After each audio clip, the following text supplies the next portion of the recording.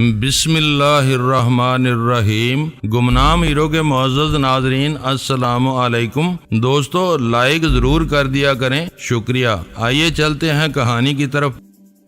وہ بہت سنجیدہ ہو گیا تھا، اسے یہ ڈر تھا کہ ہم اس کو بھی لے ڈوبیں گے۔ اسے اپنا وہ کاروبار ہر شے سے زیادہ عزیز تھا اور ہونا بھی چاہیے تھا۔ وہ اس کی کل کائنات تھی۔ ہم اس کے لیے کسی بھی لمحے زبردست مصیبت کا سبب بن سکتے تھے۔ ہماری باتوں نے اسے دہلا کر رکھ دیا تھا اور اسے ہم سے اب خوف آنے لگا تھا۔ خلوص کی درمیانی کڑی ایک دم ٹوٹ گئی تھی۔ ابھی نے پلنگ کے بستر سے اپنے ہاتھ صاف کیے اور بولا، یہ ناصر مردان شاہ ٹھیک کہہ رہا ہے، یہاں سے فوراً نکل چلو جیلانی۔ ایسے لوگوں کا کوئی اعتبار نہیں ہوتا، اسے ہم کوئی موقع نہ ہی دیں تو اچھا ہے۔ یہ کہہ کر وہ اپنی چیزیں سمیٹنے لگا۔ الماس سے بات ہوئی تھی تمہاری؟ ہاں، وہ پرسوں شام کی فلائٹ سے کراچی آ رہی ہے، میں اسے ایئرپورٹ پر لینے جاؤں گا 11 بجے۔ ارے یہ کیا کر دیا تم نے؟ کیا ضرورت تھی اسے یہاں بلانے کی؟ میں نے اسے نہیں بلوایا ہے، وہ اپنے ہی کسی کام سے ادھر آ رہی کہ میرا فون اسے مل گیا۔ اس پر تو لعنت ہی بھیج دے، ابھی اس سے ملنے کا موقع نہیں ہے۔ حرج ہی کیا ہے، میرا دل اداس ہو رہا ہے، اسی بہانے میں اس سے مل لوں گا۔ ہماری مرضی ہے، بہرحال میں اس کے سامنے نہیں جاؤں گا۔ میں نے اس کے ساتھ ہی کیبن سے نکلتے ہوئے کہا، ہم دونوں نے اس ہوٹل سے اسی وقت نکل جانے کا فیصلہ کر لیا تھا۔ جب ہم باہر نکلے تو مردان شاہ نے ہمیں رکنے کے لیے نہیں کہا، وہ یہی چاہتا تھا کہ ہم اس کا وہ کھانا خالی کر دیں جو ہماری وجہ سے تباہ بھی ہو سکتا تھا۔ وہ اپنی جگہ سچا تھا، ہمیں اس سے کوئی گلہ نہیں کرنا چاہیے تھا۔ جس مشکل میں ہم پھنسے تھے اس میں تو آدمی کا سایہ بھی اس کا ساتھ چھوڑ دیتا ہے، اور وہ تو مردان شاہ تھا جس پر ہمارا کوئی حق ہی نہیں تھا۔ ہوٹل سے نکلتے ہی ہم ٹیکسی میں بیٹھے اور شہر کے بہت اونچے ہوٹل میں جا ٹھہرے۔ اس کی تجویز آبی نے ہی پیش کی تھی۔ الماس کی پذیرائی کے لیے کسی ایسے ہی بہت شاندار قسم کے انتظام کا وہاں تھا، اور اس بوتل کو وہ کسی خوبصورت کنج تنہائی میں بیٹھ کر گٹ گٹ کر کے پی جانا چاہتا تھا۔ اس پر اچانک ہی ایسی افسردگی چھا گئی تھی کہ اس کے جال کو کاٹنے کے لیے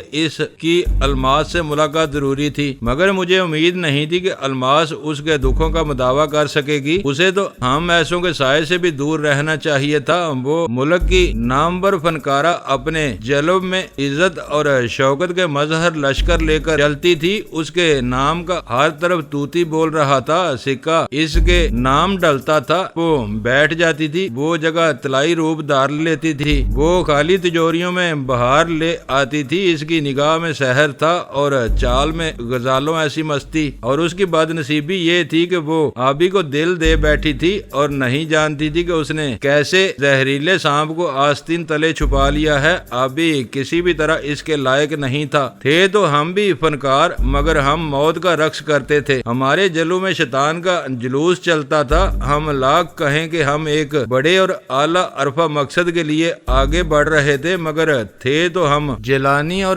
آبی ہی۔ وہ بہت ہی گھٹیا اور زہریلے سانپ ازدہوں نے ہمیں ڈاس لیا تھا، ورنہ تو ہمارے اندر آدمیت کی تو کوئی بات ہی نہیں تھی۔ پھر بھی آبی سمجھتا تھا کہ وہ الماس کی سیج کا اہل ہے، تو یہ اس کی بہت ہی طرفہ تماشا سوچ تھی۔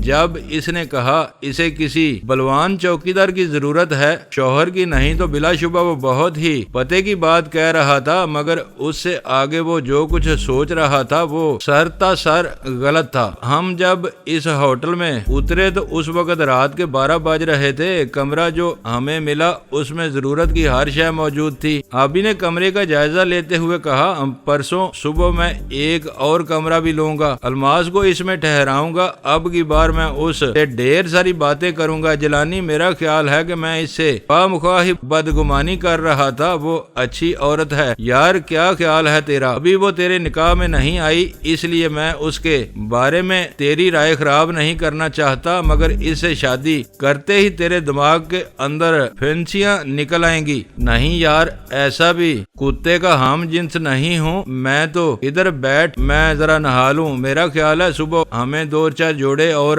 خرید لینے چاہیے، کپڑے تو ہم جگہ جگہ پھینکتے چلے آتے ہیں۔ یہ بات کہہ کر آبی غسل خانے میں جا گھسا، وہاں شاور لگا تھا اور پانی کو اس موسم میں خاص طور پر ٹھنڈا کر دیا گیا تھا۔ شاور کھلتے ہی آبی हाउ हू करने लगा। कबूतर को इसका मन पसंद चोगा मिल जाए तो वो गुटरगू करने लगता है। उसका भी यही हाल था। कोई 20 मिनट गुजर गए तो आबी का गुस्ल अभी तक जारी था कि हमारे दरवाजे पर हल्की सी दस्तक हुई। मैंने उठकर दस्ती घुमा दी। मेरे सामने एक बहरा खड़ा था, सुथरे सफेद रंग के लिबास में। उम्र उसकी यही कोई 40 साल होगी। बोला, साहब आप फोन क्यों नहीं उठा रहे? क्या मतलब, घंटी तो बजी ही नहीं। मेरा ख्याल है रिसीवर सही नहीं रखा है, आप उठाकर देखें। मगर फोन किसका है? कौन बात करना चाहता है हमसे? नीचे टेलीफोन बूथ के अंदर 2 लड़कियां खड़ी हैं, वो आपसे बात करना चाहती हैं। कौन लड़कियां हैं? वो कैसे जानती हैं वो मुझे? मैंने हैरत ज़दा होकर कहा। इतने में अभी कपड़े पहनकर गुस्ल खाने से बाहर आया।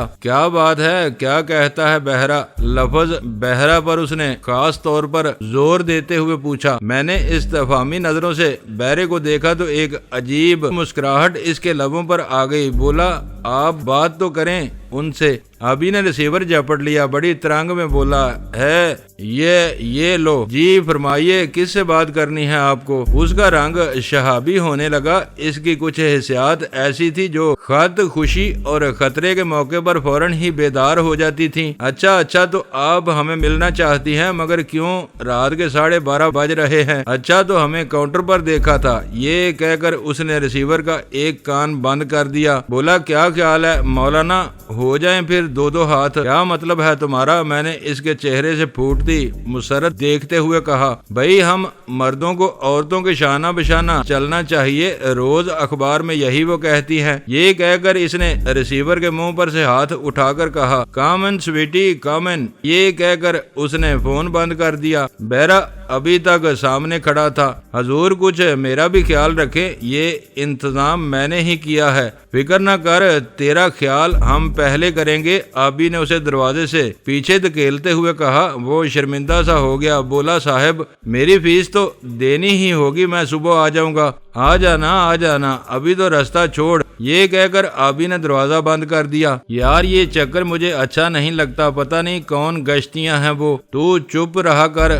जलानी, ये सब फानी सिलसिले हैं, इधर ही रह जाएंगे। पता नहीं किस गोली से हम कहाँ गिर जाएं। जो दम गुजर जाए गनीमत समझ। उसने बड़े साधु संतों ऐसे लहजे में कहा और सिगरेट सुलगाकर कुर्सी में धंस गया। निगाहें इसकी दरवाजे पर लगी थीं। कुछ बहरे इसी काम पर मामूर थे। वजह इसकी ये थी कि वो होटल शहर के आला तरीन होटलों में से एक था। पुलिस के फरिश्ते भी वहां नहीं पहुंच सकते थे। कानून तो खुदर खानों में दाखिल होता है। लाठी तो उन सरों पर बरसती है जो पहले ही झुके हुए होते हैं। पुलिस के लोग छोटे छोटे मुसाफिर खानों में उदम मचाते हैं, जहां कोई उनकी आंख में आंख डालकर बात नहीं कर सकता। आप भी उन लोगों में था जो हर मौका से फायदा उठाने के कायल होते हैं। इसके लिए हर मौका बेमिसाल था। कोई 3 मिनट ही बाद दरवाजे पर हल्की सी दस्तक हुई तो आबी ने उठकर दस्ती घुमा दी। हमारे सामने 2 नौ उम्र लड़कियां खड़ी थीं। एक के बाल सुनहरी थे,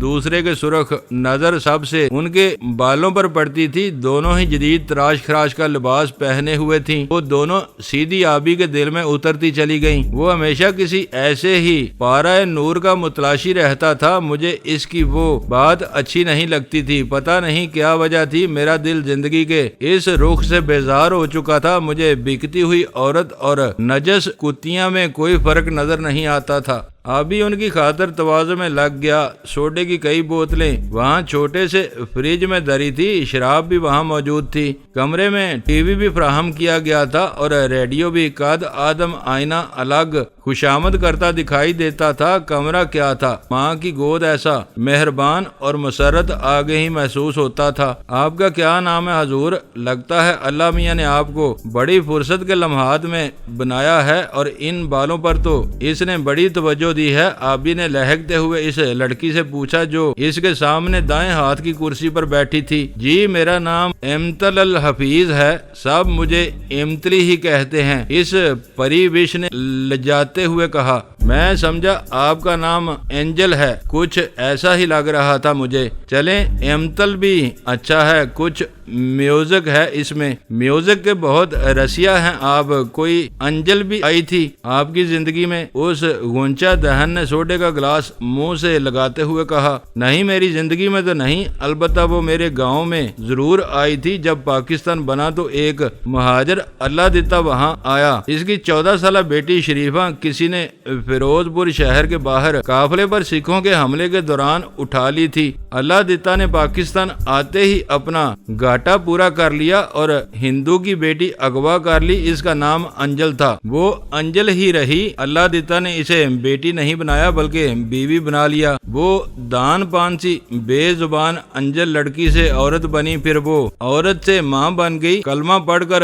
ہندو سے مسلمان ہو گئی۔ اب وہ اللہ دیتا کے 6 بیٹوں کی ماں ہے، مگر ہے وہ ابھی تک انجل۔ کہتی ہے کوئی میرا نام نہ بدلے، بس اتنی کرپا تو کرو مجھ پر۔ وہ سب کچھ بدل لینے پر رضامند ہو گئی، مگر اپنا نام اس نے ہاتھ سے نہیں جانے دیا۔ عجب سا نام ہے، کیا مطلب ہے اس کا؟ کچھ پتا ہے آپ کو؟ مجھے پیارا لگتا ہے یہ نام، اس لڑکی نے پوچھا۔ اس کا مطلب ہے پرارتھنا، یعنی دعا کے لیے اٹھے ہوئے ہاتھ۔ آبی نے خلا میں گورتے ہوئے کہا۔ گاؤں کی پرانی یادیں اس کے دین میں ابھرنے لگی تھیں، جیسے کسی پرانی چوٹ میں اچانک درد جاگ اٹھتا ہے۔ اس کا مطلب میں نے خود اس سے پوچھا تھا، وہ خود بھی دعا ایسی لگتی تھی، دل سے نکل کر دل میں اترنے والی۔ میں اسے کبھی نہیں بھول سکوں گا۔ آبی کا لہجہ بہت ہی اداس ہو گیا تھا۔ دوسری لڑکی بالکل خاموش تھی، کبھی وہ گہری گہری نظروں سے مجھے دیکھتی تھی اور کبھی آبی کو، اور آہستہ آہستہ سوڈا سپ کر رہی تھی۔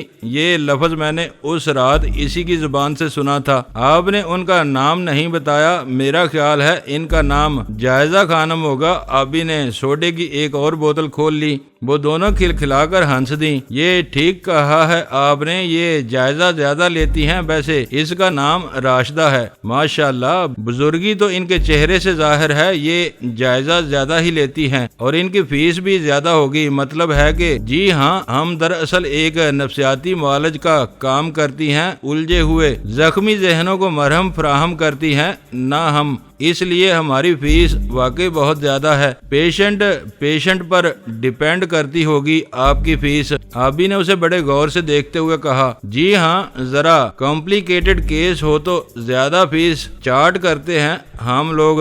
راشدہ نے بہت سنجیدگی سے کہا۔ میرا مطلب ہے آپ کی ہر وزٹ کیا فیس ہے؟ آبی نے پھر کاج بحثی کا مظاہرہ کیا۔ وہ ان کی باتوں سے بے حد لطف اندوز ہو رہا تھا۔ آبی نے میرے چہرے کی سنجیدگی کا اندازہ کرتے ہوئے فون پر ہوٹل کے کاؤنٹر پر کھڑے آدمی سے کہا کہ وہ ہمارے لیے ساتھ کا کمرہ مخصوص کر دے۔ وہ اتفاق سے اس وقت خالی تھا۔ کچھ ہی دیر بعد ایک آدمی نے اوپر آ کر وہ میرے لیے کھول دیا۔ وہ بھی ہر قسم کی آسائش سے مزین تھا۔ میں آبی سے کچھ کہے سنے بغیر اس کمرے میں جا کر لیٹ گیا۔ یک سازوں نے ہر کمرے کو اس موسم میں بہشت بنا رکھا تھا۔ نوٹوں سے بھرا اٹیچی کیس میں اپنے ہاتھ میں لے گیا۔ آبی خباثت سے باز نہیں رہ سکتا تھا اور میں اندر سے دروازہ بند کر کے بستر پر لیٹ گیا۔ بڑی دیر تک میں بستر پر کروٹیں بدلتا رہا، مگر نیند مجھے کسی بھی طرح نہیں آ رہی تھی۔ کچھ عجیب سی ذہنی اذیت نے مجھے آد بوچا تھا۔ ہر شے بے یقینی کی نظر ہوتی جا رہی تھی۔ وہ انتقام کی آگ جس میں میں ڈاکٹر دمن اور عالیہ کو جلا کر بسم کر دینا چاہتا تھا، لوٹ کر مجھے ہی پھونتی چلی جا رہی تھی۔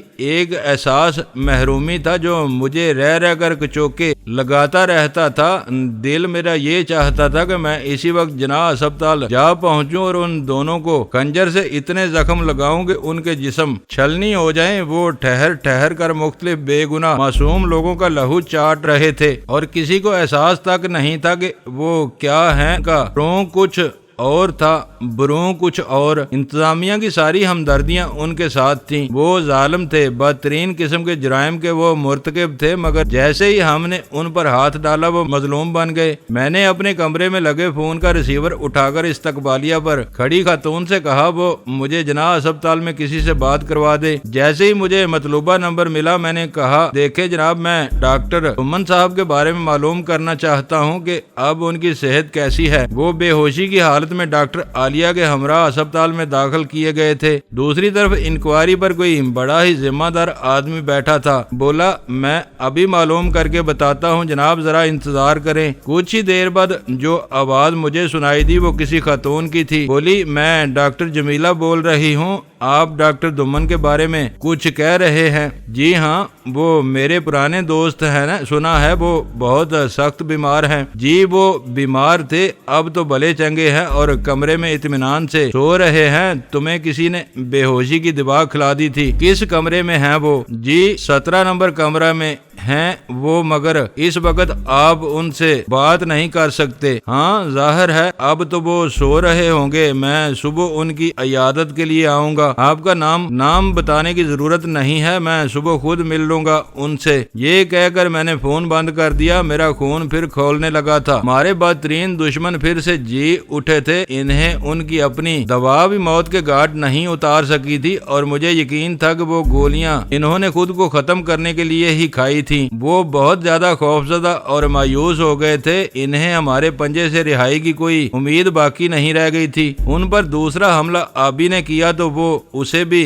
پی گئے۔ اس ڈاکٹر اوس نے سارے معاملے پر ہی مٹی ڈال دی تھی۔ حالانکہ ان کا ایک اہم کارکن اکبر میاں آبی کے ہاتھوں زخمی ہو چکا تھا، اس کے باوجود وہ اس قصے کو پولیس کی نظروں سے چھپا گئے تھے کیونکہ ان کا اپنا پردہ چاک ہوتا تھا۔ مجھے اس ڈاکٹر ترمزی کے رویے پر بھی حیرت ہوتی تھی۔ ہمارے سامنے وہ کس طرح بگلا بگت بن گیا تھا، ہر بات پر حیرت کا اظہار کرتا تھا جیسے وہ ڈاکٹر دمن کے اس رخ کو جانتا ہی نہ ہو، اس کی اداکاری کو ہم سمجھ ہی نہ سکے۔ حالانکہ مجھے اب یقین ہو چکا تھا کہ وہ سب کچھ جانتا تھا۔ وہ خود بھی بہت مشہور سرجن تھا اور میرا خیال ہے کہ اس ڈاکٹر دمن سے، جسے میں ڈاکو دمن کہوں تو زیادہ بہتر ہے، باقاعدہ رقمیں وصول کرتا ہوگا۔ اگر ایسا نہ ہوتا تو وہ عالیہ کے بیان کی ٹیپ کو صاف کیوں کر دیتا؟ وہ کام اسی نے کیا تھا۔ اگر وہ اس دمن کے جرم میں برابر کا شریک نہیں تھا تو بھی اس نے ان کو بچا لینے میں اہم کردار ادا کیا تھا اور ہم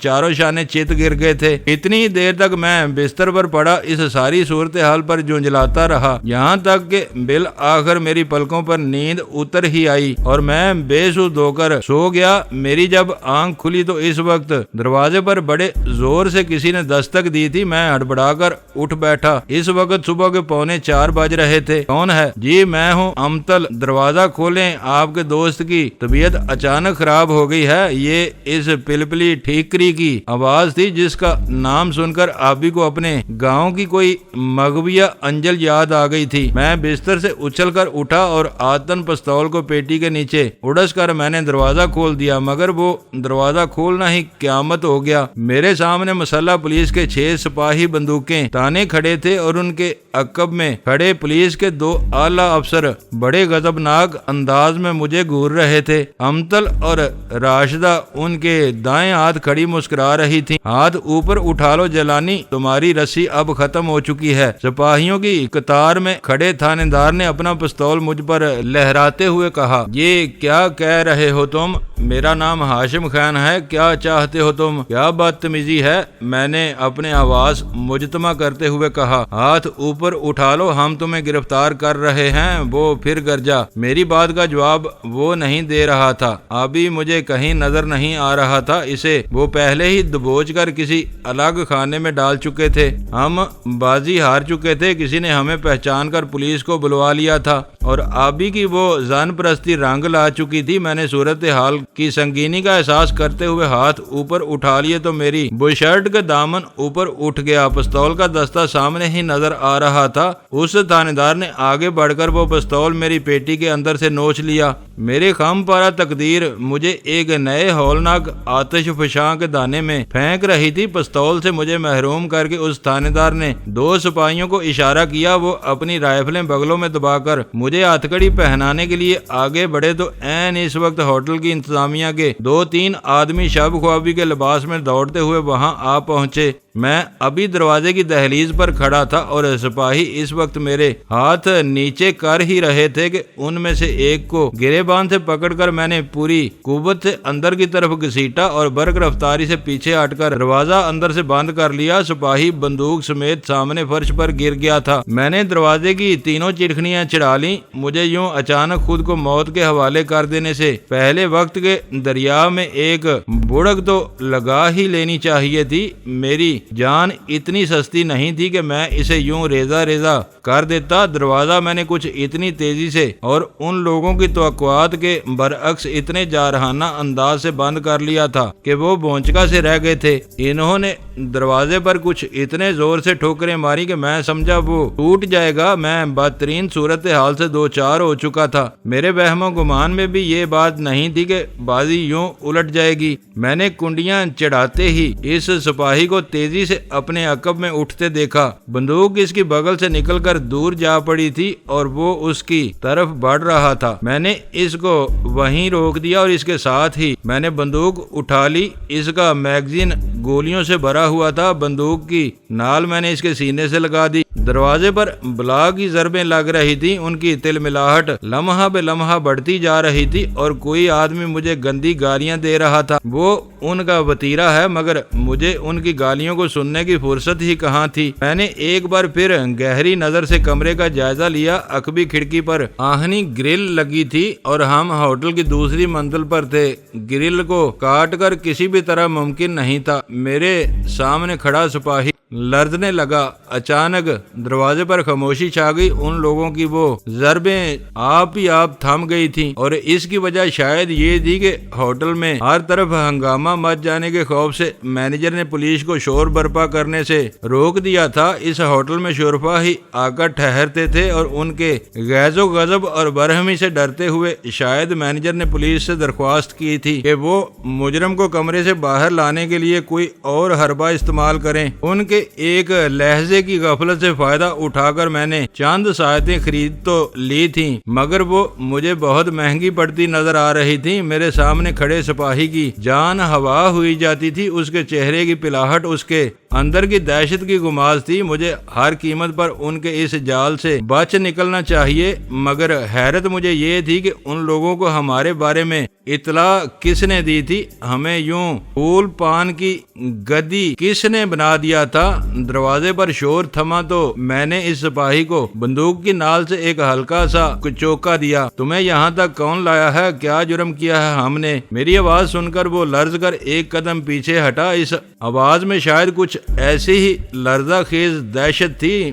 بڑی کانپتی ہوئی آواز میں بولا، وہ لڑکیاں خفیہ پولیس کی ملازم ہیں۔ بڑے بڑے ہوٹلوں میں انہیں خاص طور پر بھیجا جاتا ہے اور اس ہوٹل پر ان کی ڈیوٹی کل ہی لگی تھی۔ اس کی آواز حیرت انگیز حد تک میری آواز سے ملتی تھی۔ آپ کے دوست آبی کو انہوں نے شراب پلائی تو اوٹ پٹانگ بکنے لگا۔ اسی نے آپ کے بارے میں انہیں سب کچھ بتا دیا۔ آبی نے اپنی بربادی کا خود ہی ایسا سامان پیدا کر لیا تھا جس کی ہلاکت خیزی ہمیں لے بیٹھی تھی اور اب ہم آگ میں جھونک دیے گئے تھے۔ ایسی آگ میں جو آدمی کو بسم کر دیتی ہے۔ ذرا سی غفلت ہمیں اپنی منزل سے ہزاروں لاکھوں کوس دور پھینک گئی تھی۔ اب ڈاکٹر دمن کا وہ پرانا خواب پورا ہو جائے گا۔ وہ مجھے پھانسی کے تختے پر دیکھنا چاہتا تھا۔ اسے معلوم تھا کہ اس کا سب سے بڑا دشمن کون ہے۔ وہ خود تو ہمارا کچھ بھی نہیں بگاڑ سکا مگر ہمارے اپنے ہی تیر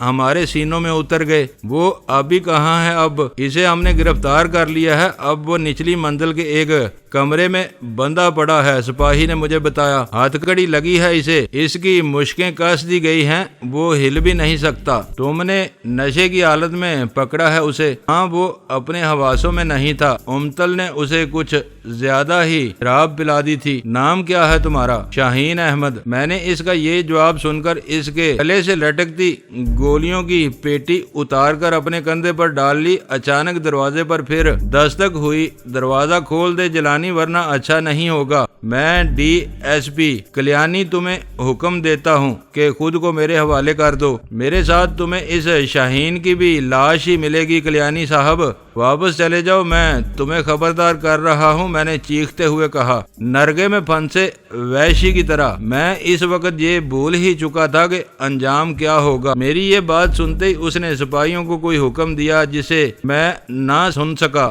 چند ہی لمحوں بعد دروازے کے نیچے سے ایک تیز گیس اندر آنے لگی۔ وہ 2 نالیوں میں سے اتنی تیزی سے نکل رہی تھی اور اس کی بدبو اتنی ناگوار تھی کہ میں سمجھا وہ مجھے اسی گیس سے ہلاک کر دیں گے۔ میں نے شاہین کو بندوق کی زاد میں لے کر عقبی کھڑکی کھولی اور پھر اسے اپنے ساتھ گھسیٹتے ہوئے غسل خانے میں جا گھسا۔ اس گیس سے تو بہرحال میں بچ جانا چاہتا تھا۔ وہ چاہتے تو دروازہ توڑ سکتے تھے، مگر انہیں معلوم تھا کہ ان کا ایک ہتھیار میرے ہاتھ آ چکا ہے اور ان کا ایک آدمی میری گرفت میں ہے۔ وہ کوئی بھی ایسی احمقانہ حرکت کرتے تو میں مرنے سے پہلے ان میں سے 2 کو ضرور مار دیتا۔ اس بات کا انہیں اچھی طرح اندازہ تھا، مگر اپنے طور پر میں بھی یہ محسوس کر رہا تھا کہ میں پسپائی کی جنگ لڑ رہا ہوں۔ کوئی دم تھا کہ وہ مجھ پر غالب آ جائیں گے۔ کمرہ اس زہریلی گیس سے بھر چکا تھا، کھڑکی میں سے اس کا کچھ خارج بھی ہو رہا تھا، مگر وہ اتنی زیادہ مقدار میں اندر ڈالی گئی تھی کہ سفید رنگ کے دھوئیں سے بھر گیا تھا۔ ہم اس وقت غسل خانے میں کھڑے تھے اور اس کے دروازے کی دہلیز پر جو خلا تھا، گیس اس میں داخل ہو کر غسل خانے میں بھی آنے لگی تھی۔ غسل خانے میں میری شلوار اور قمیض ٹنگی تھی۔ میں ان کو نیچے پھینک کر اس خلا کو بھر ہی رہا تھا کہ اس شاہین نے اپنی قوت سے میرے سر میں اپنا آہنی مکہ کچھ اس طرح مارا کہ میں منہ کے بال فرش پر جا گرا، مگر بندوق ابھی میرے ہاتھ میں تھی۔ اس نے مجھے گرتے دیکھ کر اپنی بندوق جھپٹنے کی کوشش کی، مگر اس وقت میں سنبھل چکا تھا۔ میں نے ہاتھ سے جانے نہیں دی۔ بایاں ہاتھ فرش پر جما کر میں تیزی سے اٹھا تو اس نے بندوق کے دستے پر زور دے کر مجھے پیچھے گرانے کی کوشش کی۔ میں دیوار سے جا لگا، مگر وہ ٹیک میرے کام آ گئی۔ میں نے اٹھ کر بندوق کو کچھ اس طرح دونوں ہاتھوں میں پکڑا کہ اب وہ میری ڈال بن گئی تھی۔ وہ میرے پیٹ میں گھونسا مارنے کے لیے ہاتھ اٹھا ہی رہا تھا کہ میں نے نیچے سے بندوق کا دستہ اس کی ٹھوڑی پر دے مارا۔ وہ الٹ کر پیچھے گرا تو میں نے اس کی گردن دبوچ کر رگے احساس پر دباؤ بڑھا دیا۔ وہ سود بدھ کھو بیٹھا۔ گیس غسل خانے میں داخل تو ہو رہی تھی، مگر بہت کم۔ صورتحال دم بدم سنگین ہوتی جا رہی تھی۔ وہ مجھے بے ہوش کرنے کے بعد دروازہ توڑ دینے کا منصوبہ بنا رہے تھے۔ انہوں نے یہی سوچ رکھا تھا۔ ایک ایک لمحہ بہت قیمتی تھا۔ میں نے تیزی سے سپاہی کی وردی اتار کر پہن لی۔ اس کے بوٹ تک مجھے پورے آتے تھے۔ اپنے کپڑے وہیں ڈھیر کر کے میں نے اپنی اتری ہوئی شلوار سے اپنا سر منہ اچھی طرح چھپایا اور اپنے بریف کیس میں سے نوٹوں کی 4 گڈیاں اور سگریٹ کے 2 پیکٹ جیبوں میں بھر کر میں اپنا سانس روک کر غسل خانے سے نکلا۔ کمرہ دودھیا رنگ کے دھوئیں سے بھر چکا تھا۔ میں نے بندوق بائیں ہاتھ میں تھام رکھی تھی۔ کمرے کو عبور کر کے میں نے دروازے کی چٹکنیاں کھول دیں اور زور زور سے کھانستا ہوا باہر نکل آیا۔ وہ بے ہوش ہو گیا ہے، میں نے اپنے کھانسی کے دورے میں سامنے کھڑے ہوئے سپاہیوں سے چیخ کر کہا۔ وہ میری طرف توجہ دینے کے بجائے منہ پر رومال رکھ کر کمرے میں جا گھسے، مگر میں کھانستا ہوا ان سے دور ہو گیا۔ سامنے سیڑھی تھی اور ان کی ساری توجہ کمرے پر مرکوز تھی۔ راہداری میں ان گنت لوگ جمع ہو چکے تھے۔ وہ ایک لہجے کی مہلت بھی قیمتی تھی۔ میں نے بڑی آہستگی سے سیڑھیوں میں قدم رکھا۔ کھانسی میری ابھی تک جاری تھی۔ اسی طرح کھانستے کھانستے میں نے سیڑھی کے دوسرے قدم پر پاؤں رکھا اور پھر پاگلوں کی طرح میں اوپر آتے لوگوں کے درمیان سے نکلتا ہوا نیچے چلا گیا۔ یہ ایک لمحے کی فرصت بھی کیا چیز ہوتی ہے۔ نیچے پہنچتے ہی میں یوں دوڑتا ہوا ہوٹل کے بڑے دروازے سے باہر نکلا جیسے کوئی سپاہی کسی حکم کی تعمیل میں جان لڑا رہا ہو۔ دروازے کے سامنے ہی کسی کا اسکوٹر کھڑا تھا۔ میں نے جاتے ہی اس اسکوٹر کے ہینڈل کو زبردست جھٹکا جو دیا تو اس کا تالا تڑاک سے ٹوٹ گیا۔ شلوار میں نے ابھی اپنے سر پر لپیٹ رکھی تھی۔ اسکوٹر کو بس ایک ایڑ کی ضرورت تھی۔ وہ سٹارٹ ہوا تو میں اس کو بلاخیز رفتار سے اڑاتا ہوا ہوٹل سے باہر نکل گیا۔ مجھے نہیں معلوم تھا کہ میرے پیچھے کیا ہو رہا ہے اور میں سامنے کس طرف نکل رہا ہوں۔ شاہین کی بندوق میرے کندھے پر لٹک رہی تھی اور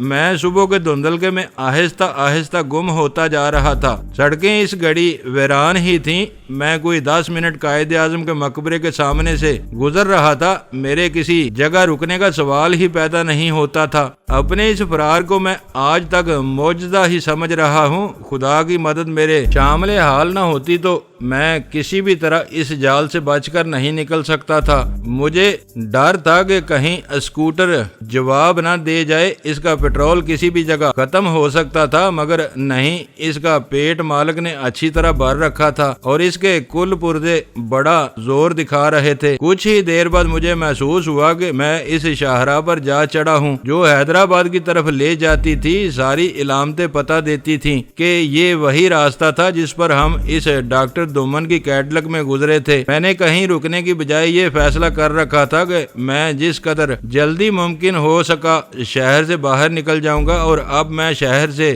دور ہوتا جا رہا تھا۔ اجالا 400 پھیلنے لگا تو گرد و پیش میرے سامنے زیادہ واضح ہوتا چلا گیا۔ صبح نے دھرتی کو آغوش میں لے لیا تھا۔